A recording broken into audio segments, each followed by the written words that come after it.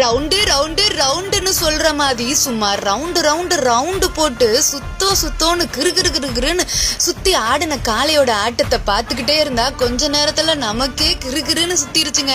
அப்படி ஒரு ஆடிய காளையோட ஆட்டத்துக்கும் கிருன்னு சுத்தினாலும் சுத்தி வளைச்சு பிடிக்க நாங்க முயற்சி பண்ணுவோன்னு ஆடிய வீரர்களுக்கும் சரியான போட்டிங்க.